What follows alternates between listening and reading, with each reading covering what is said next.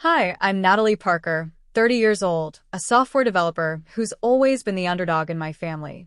On a crisp fall evening in Salt Lake City, I walked into the restaurant, my heart pounding. It was our annual family dinner, and I could feel that something was about to happen. My brother stood, adjusting his tie, and clicked on a projector. The screen lit up with charts, numbers, and a contract. The rent for the family house is now $8,800 a month, he announced, sliding the contract toward me. If you don't like it, move out. The room erupted in laughter. My parents, my aunt, my uncle, my cousin, they were all smirking as if I were a joke. My father leaned back, chuckling, while my mother whispered something to my aunt, her eyes sparkling with amusement. I gripped my glass, knuckles white, but stayed silent. They thought they had me trapped, that I'd either sign their absurd contract or pack my bags. But they had no idea what I'd been working on in secret for months, the project I had kept buried. I looked across the table, my brother's smug grin burning into me, and I smiled faintly. What I did next would leave them speechless. Have you ever been underestimated by your own family? Share your story in the comments, and let's talk about standing up for yourself. When I was a kid, the house in Salt Lake City was always full of laughter, but never for me. Growing up, I was the odd one out, the quiet girl who preferred tinkering with computers over chasing straight A's. My brother Connor, 4 years older, was the golden child. He'd stride into the dining room, report card in hand, and my parents would beam like he'd just won a Nobel Prize.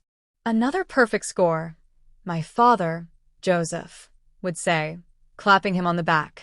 My mother, Linda, would nod, eyes sparkling with pride. I'd sit there, picking at my plate, waiting for my turn. But when I shared something I'd worked on for weeks, a coding project, maybe, they barely looked up. That's nice, Natalie, my mother would say flatly. But why can't you focus on real schoolwork like your brother? It started when I was 8. I'd built a simple game on my clunky old PC, a maze where a pixelated cat chased a mouse. Proudly, I dragged my parents to the desk to show them. My father glanced at the screen, then shrugged. Games won't get you into college, he said. My mother added, your brother's already on the honor roll. Try harder. My chest tightened, but I didn't cry. I just nodded and turned off the monitor. Meanwhile, my brother soaked up the praise, smirking as he recounted his latest debate win or math competition trophy. He never said anything outright cruel, but his smug glances said enough. I was invisible unless I was being compared, and I always came up short. By 12, I stopped trying to impress them. I'd bring home C's because I spent my nights coding instead of studying textbooks. My parents didn't hide their disappointment. At family dinners, they talk about my brother's future scholarships and big finance career, while I push peas around my plate. Why can't you be more like him? My father asked once, his voice sharp. I looked up, hoping for even a flicker of softness, but his eyes were fixed on Connor, who sat tall, basking in attention. My mother chimed in. He's going places, Natalie. You need to step up. My aunt, uncle, and cousin often nodded along, their silence louder than words. I felt like a guest in my own home, tolerated but never celebrated. I tried to prove myself in my own way. At 14, I entered a local coding contest, spending weeks perfecting a program that tracked weather patterns. I won third place, a small certificate, and a $50 gift card. I brought it to dinner, hoping this time they'd notice. But the table was buzzing with my brother's latest achievement, a letter from a prestigious summer program. I slid my certificate across to my mother. She glanced at it, then handed it back. That's cute, she said. But third place. Your brother doesn't settle for third. My father didn't even look up. My brother leaned back, arms crossed, a half smile on his face. I stuffed the certificate in my pocket and never brought it up again. Those moments piled up, each one another brick in the wall between me and my family. I wasn't jealous of my brother. Not exactly. I just wanted to be seen for who I was, not as a failed version of him. Coding was my escape, my way of building something that was mine. Late at night, when the house was quiet, I'd sit at my desk, the glow of the screen my only company, writing lines of code that felt like rebellion. Those hours were laying the foundation for something bigger, something that would one day turn their world upside down.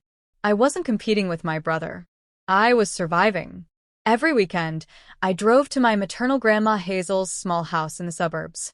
It was my sanctuary from constant comparisons, a place where I could breathe. Grandma Hazel didn't care about report cards or trophies.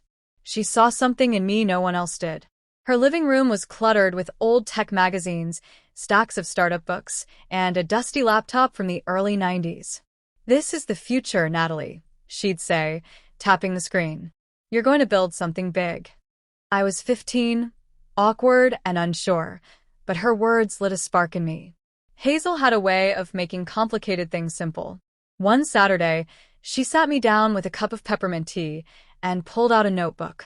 "Let's talk about money," she said, eyes sharp despite her age. She explained how she'd invested in tech companies back when most people thought computers were just a passing fad. "I put a little in Apple, a little in Microsoft," she said, showing me her old brokerage statements. Small bets, big returns. I was hooked. She taught me how to read stock charts, spot trends, and think like an entrepreneur. "Don't wait for permission," she said. "Build your own path." I started scribbling ideas for apps, dreaming of startups, while she nodded, never once telling me to focus on real schoolwork like my parents did. By 16, I was spending entire weekends at her place, coding on her ancient laptop. She'd watch me work, asking questions about my projects.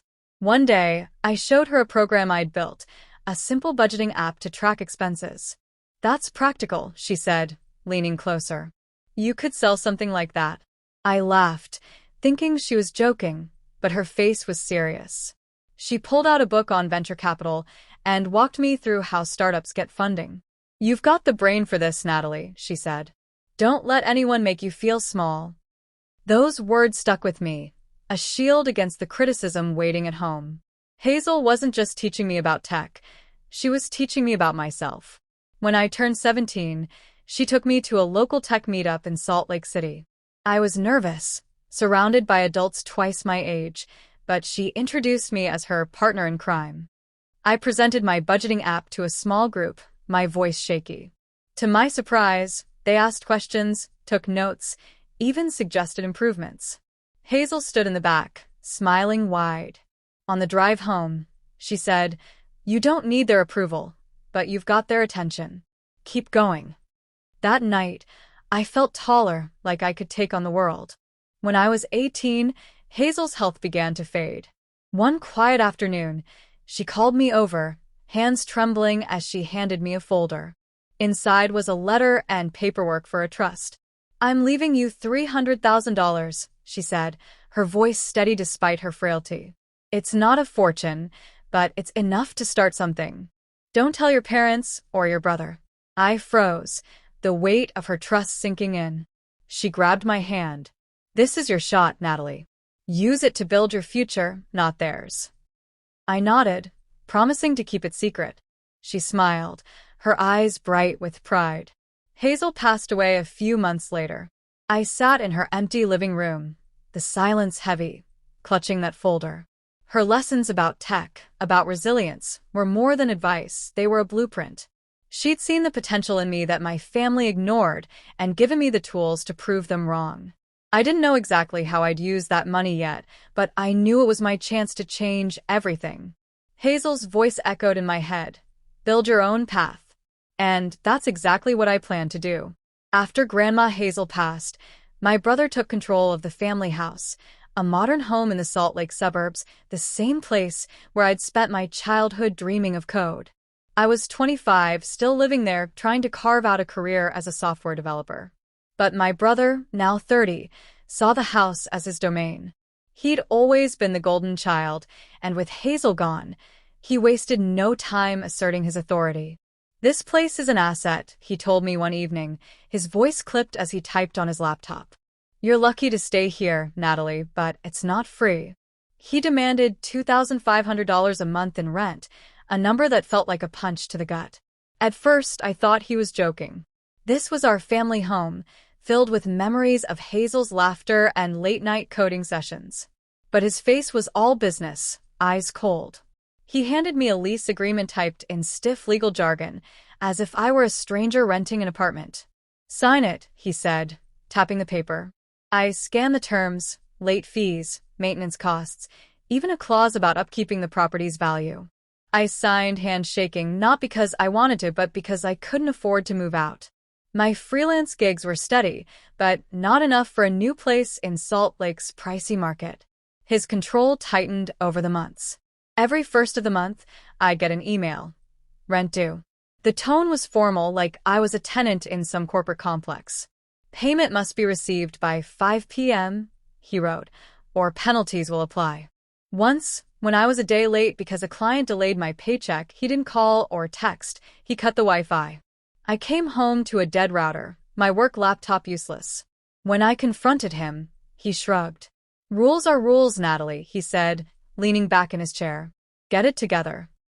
I felt a surge of anger, my face hot, but I bit my tongue. Arguing wouldn't change him. It wasn't just the rent. He started billing me for repairs. Hundreds for a leaky faucet, then more for a cracked window I hadn't even noticed. "You live here, you pay," he texted when I questioned the charges. I sent the money, my savings dwindling with every transaction. A reminder that this house, once my sanctuary, was now his leverage. I'd walk through the living room, remembering Hazel's voice telling me to build my own path, and feel a knot in my stomach. This was her house, her legacy, and he was turning it into a prison. My parents didn't care. I tried talking to them once, hoping they'd see how unfair this was. "He's just being responsible," my mother said, dismissive. "You should be grateful he's managing things," my father nodded. "He knows what he's doing, Natalie. Trust him. Trust him." I wanted to scream. Instead, I nodded, jaw tight, and walked away. My aunt, uncle, and cousin, who visited occasionally, stayed out of it, their silence siding with my brother. I felt alone, trapped in a house that no longer felt like home. But something inside me shifted. Each email, each bill, each cold interaction fueled a quiet resolve. I wasn't going to let him control me forever. Late at night, after paying yet another of his invoices, I'd sit at my desk staring at the folder Hazel had given me. Her words echoed in my mind. "Don't tell your brother." Slowly, I began to see a way out, not just from his rules, but from the shadow he had cast over my life. I didn't know exactly how yet, but I was determined to take back what was mine. One late evening, Wendy and I sat in a coffee shop plotting a plan to change the game. I was 27, tired of my brother's control over the family house, ready to reclaim what was rightfully mine.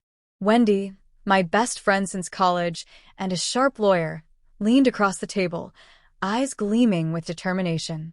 "We're not just fighting for the house, Natalie," she said, scribbling on a napkin. "We're building something bigger." That night, we laid the foundation for Parker Tech, a software development company that would become my ticket to freedom. Starting Parker Tech wasn't easy. I had been freelancing as a software developer, building apps for small businesses, but my income barely covered my brother's $2,500 rent and his endless repair bills.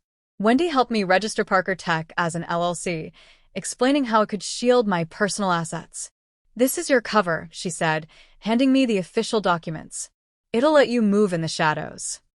I used the $300,000 Grandma Hazel left me to fund the startup, carefully transferring it into a business account. I didn't tell a soul, not my parents, not my brother, not even my cousin, who occasionally asked how I was holding up under the rent. The first step was building Parker Tech's portfolio. I spent nights coding a sleek, user-friendly project management tool for local startups, something that could compete with bigger platforms. Wendy marketed it through her network, pitching it to clients across Salt Lake City. By the end of the first year, we had 3 contracts, bringing in steady revenue. Every dollar went back into the company.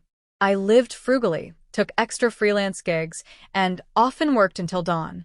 My eyes burned from staring at screens, but each paycheck felt like a step closer to freedom. Wendy had a plan for the house. "We'll buy it through Parker Tech," she said one afternoon, pulling up property records on her laptop. My brother, oblivious to my moves, still managed the house as if it were his empire. Wendy discovered it was held in a family trust with my parents, technically theirs, but my brother in charge. She contacted a bank, presenting Parker Tech as a thriving business interested in real estate. I was nervous. Hazel's inheritance might not cover the house's full value, nearly $1 million in Salt Lake's booming market. But Wendy negotiated a loan, leveraging Parker Tech's contracts to secure favorable terms. The process was meticulous.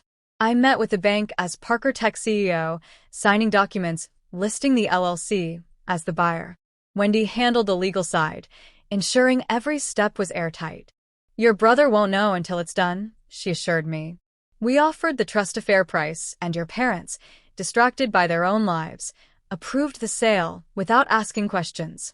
They assumed it was some random investor, not their own daughter." The day the deal closed, I stood in my bedroom, holding the signed contract, heart pounding.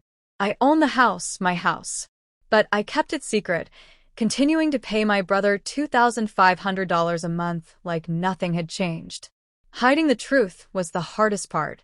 Every month, I swallowed my anger as his curt emails arrived. I'd see him at family gatherings, smug as ever, talking about property management like a real estate tycoon, while my parents praised his responsibility.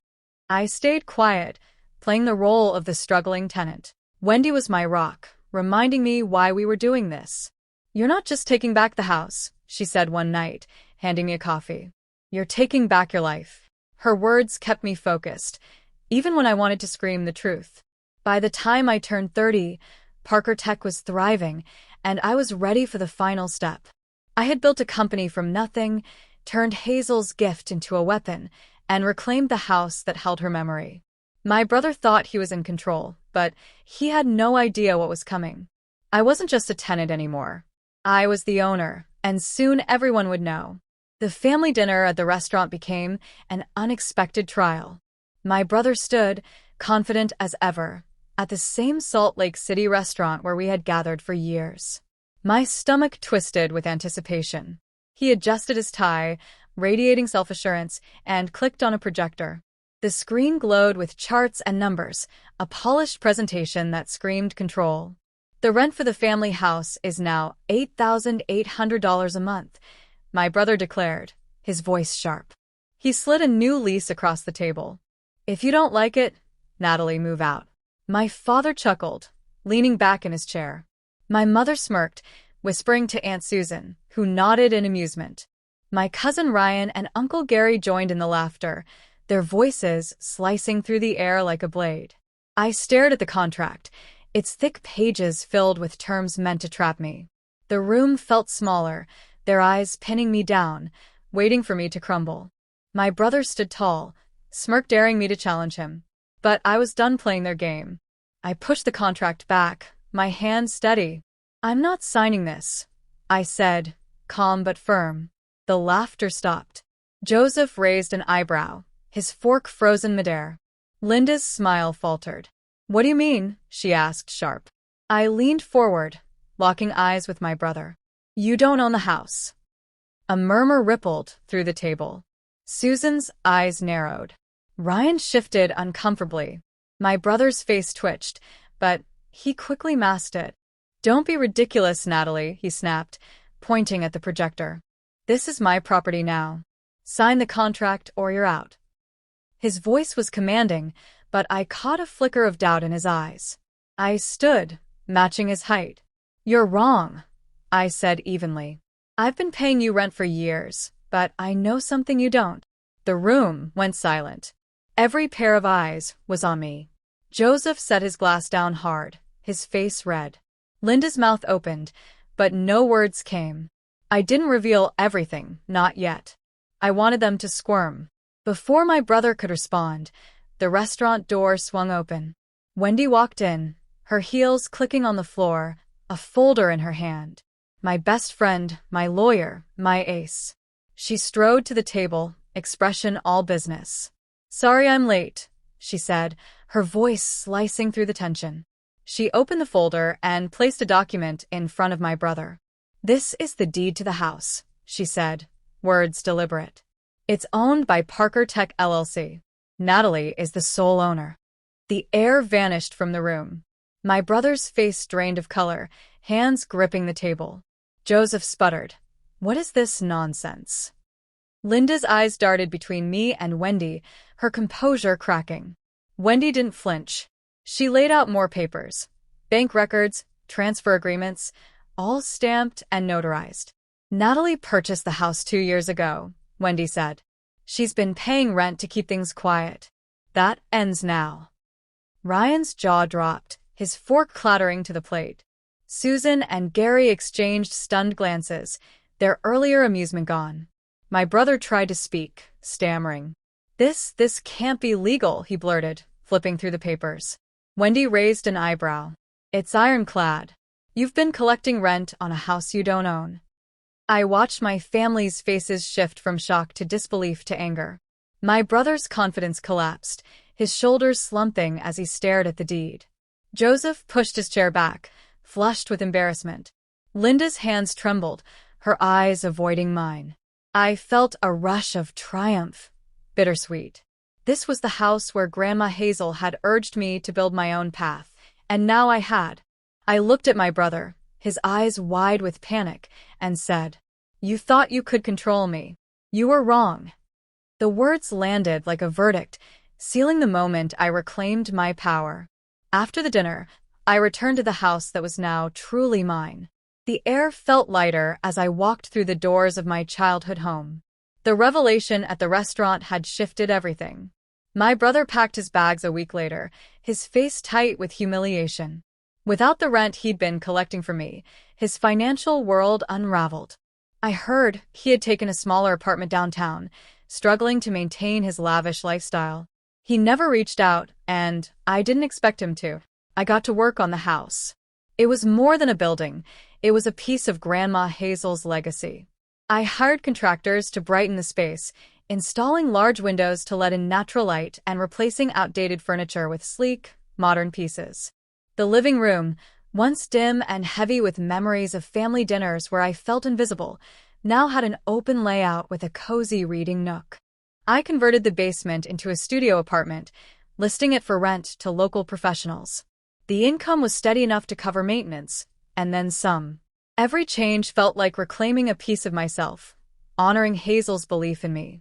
My parents didn't take the news well. A few days after the dinner, their voices on the phone were sharp with anger and disbelief. "How could you do this behind our backs?" Linda demanded. "You've humiliated your brother," Joseph added. I listened, jaw tight, but said nothing. "This is my house now," I said simply, then hung up. They sent a few more texts accusing me of betrayal. I didn't respond. My Aunt Susan, Uncle Gary, and Cousin Ryan followed their parents' lead, cutting contact after vague apologies that felt more like excuses. I blocked their numbers, drawing a line I hadn't thought I could. The silence that followed was strange, but freeing. For the first time, I wasn't living under someone else's expectations. I leaned on Wendy, who had been by my side through it all. We met at the coffee shop where Parker Tech was born, laughing about how far we'd come. The company was thriving. New contracts for our project management tool kept pouring in, and I hired a small team, mostly young coders like me who'd been overlooked. We worked out of a rented office downtown, building something meaningful on our own terms. The house, now a rental property, was no longer just a home. It was an asset, just as Connor had once called it, but finally on my terms. Looking back, I realized how much weight I had carried for years. The constant comparisons to my brother, the endless judgment, the feeling of being less than. Hazel's words had been my anchor. Build your own path. She had seen my worth when no one else did, and her gift had given me the chance to prove it. But the real lesson wasn't about the house or the money. It was about knowing my value didn't depend on their approval. I had spent so long trying to fit into their mold, but breaking free meant setting hard boundaries. Cutting them off wasn't easy, but it was necessary. They'd never see me for who I truly was, and I wasn't going to wait for them to change. One evening, I stood outside the house, the new windows glowing warmly against the dusk. The street was quiet, the air crisp with the promise of fall.